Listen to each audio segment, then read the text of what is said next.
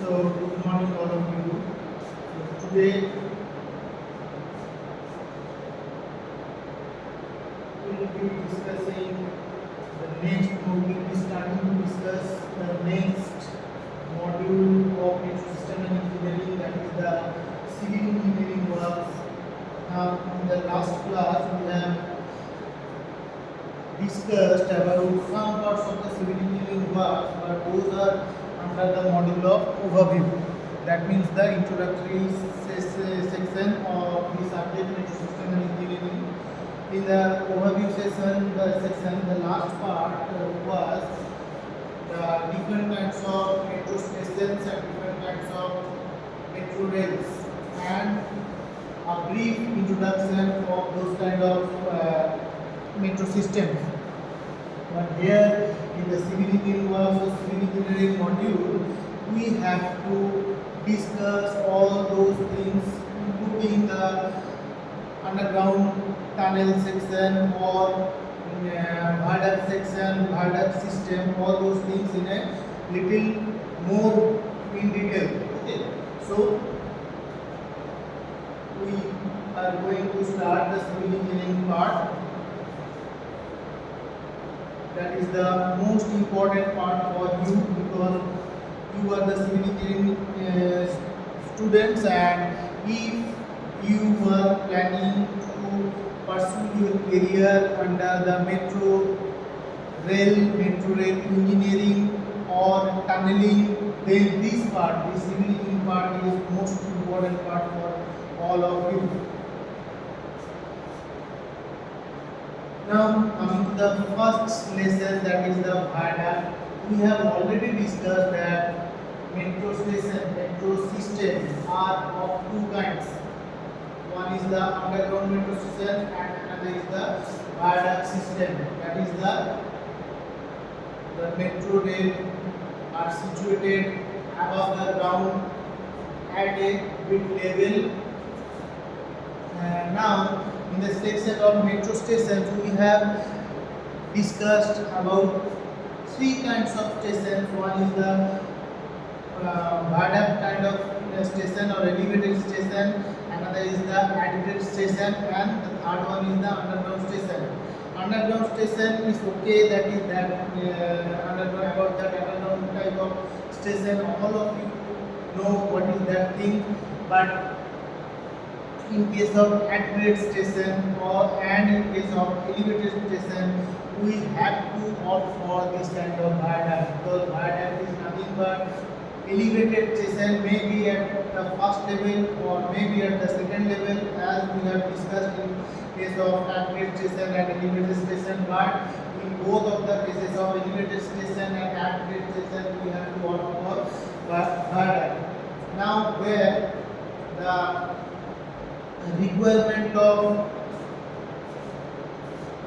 vertical space is higher, in that case elevated station is provided, and where little lesser vertical space is required, in that case adequate station is provided. But in both the cases, viaduct is compulsory, because what is viaduct, for that discussion, the viaduct is a long elevated roadway or railway. So viaduct is not mandatory for the metro station. Any kind of elevated way, elevated transportation mode, in that case viaduct is provided. And I think all of you see the flyovers.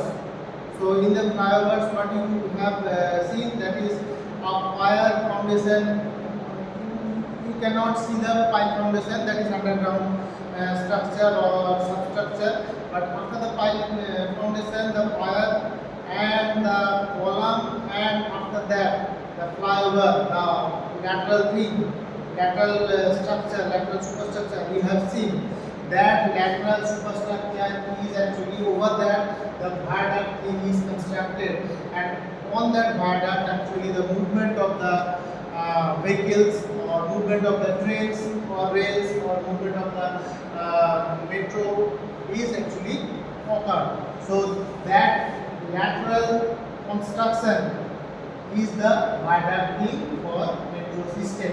So viaduct is a long elevated roadway or railway consisting of four span supported on the piers. So piers, then total thing is the excluding the pier, that thing is the viaduct. So superstructure is the actually after the pier, that column type thing and the lateral superstructure. That superstructure thing is the part of the structure above the ground level that receives the load transferred to the substructure. So here the substructure is actually the pier foundation, and under that the pipe foundation. So that's viaduct. For that viaduct, the total superstructure is the part of the structure above the ground. Above the ground, the whole part that receives the load and transfer to the superstructure.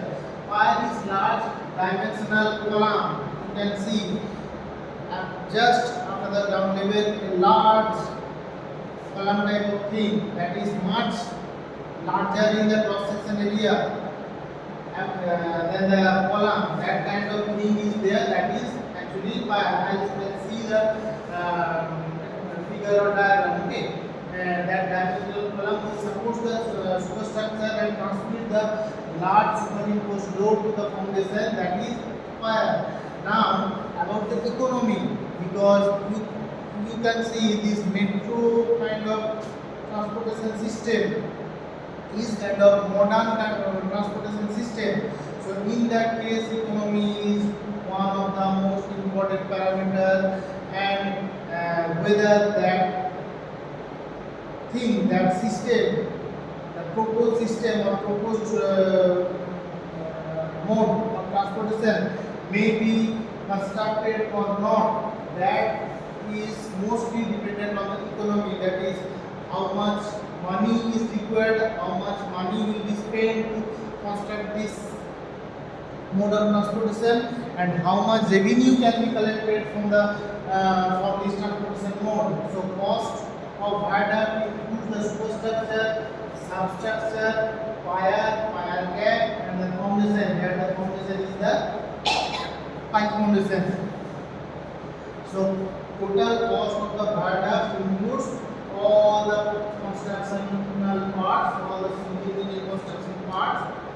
Those are included in the viaduct. Now coming to the construction of viaduct. The viaduct is built on a number of single piers. That is one pier, one column, then lateral beam, viaduct. Total viaduct. So this is the single pier. After that, single column, then lateral viaduct. Piers are built on open pipe foundation at suitable location on road. That means, as we have discussed in the last class, that where elevated system of metro is provided, the answer is that where the space is not available at the ground surface. In that place, elevated system is provided, and in that place, viaduct system is provided. In that place of elevated system, viaduct is mandatory. So open pipe foundation at suitable location, that means where on the ground surface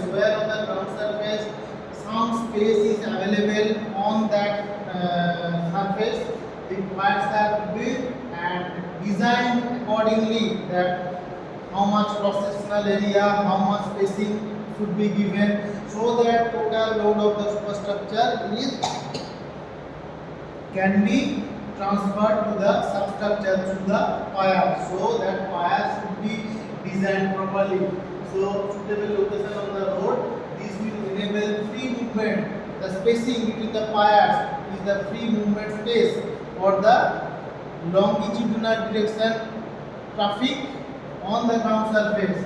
That's why free movement, that this is the reason why the free space is not available on the ground surface, so that we can provide a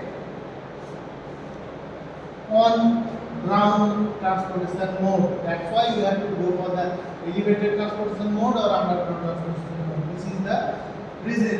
The construction of viaduct is done by segmental erection method. Okay, and here I can show you some picture that you can see. This is the fire thing. After that, the total thing is the superstructure and viaduct. So you can see after single fire, on the single fire, this is the superstructure. Then on this thing, on the fire cap, the segments, the single segments as shown here, these segments are erected. Then continuous segmental erection will build the total viaduct, total vertical thing. This is elevated run. This is spacing. This is spacing. This is spacing for the longitudinal free movement. This is the lateral way.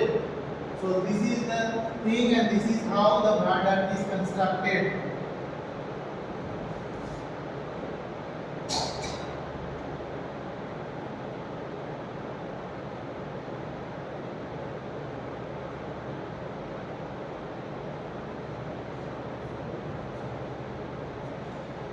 The bridge is built in short section and is made of cast institutes of the bridge over the viaduct. The bridge over which the metro rail will be created, that is made of cast institute or precast cement concrete. That bridge is actually, that is also erected by segmental construction or erection method, and in that case also cast institute or precast cement concrete segments or slabs are used.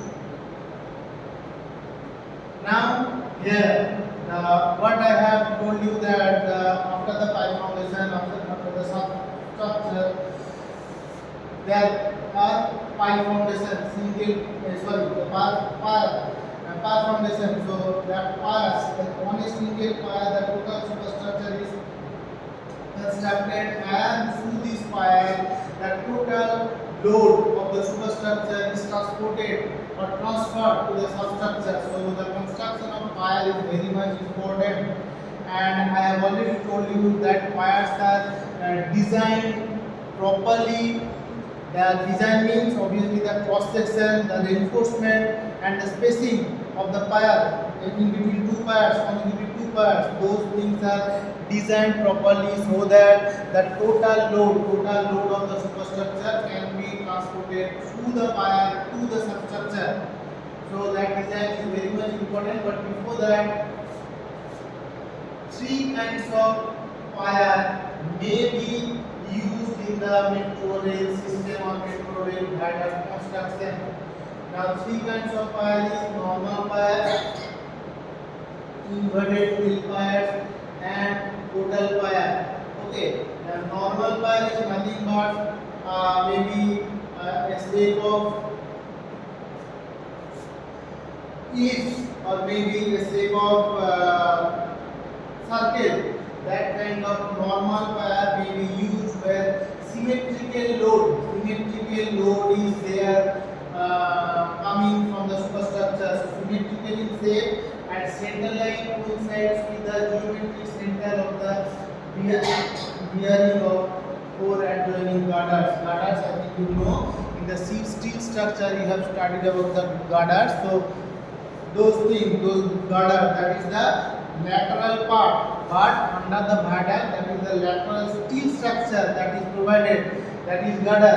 So the consecutive four girders, the CG of the girder and the CG of the center line of the pile, when those are coincides, in that case normal pile is used. Now when eccentric load are there, eccentric loads are coming from the superstructure, when the alignment takes a sharp bend, lateral alignment, sharp bend. You know now that always that straight alignment of the roadway or railway cannot be possible. So in that case, a sharp bend may be required to be provided. In that case, L-shaped piers are used, and due to the eccentricity, the pier is subjected to excessive movements and deflection. So obviously in that case also the movement consideration and excessive deflection consideration should be there in the proper design of the pier. And lastly, the portal piers, when the rail line does not follow the carriageway, that rail on which the metro rail is moving, and the carriageway below that, the bottom of the viaduct, that is not following, two things are not following each other. In that case, have to be shifted from the center of the road, then the girders will be crossing the carriageway at a skew angle. In that case, total parts are required to be provided.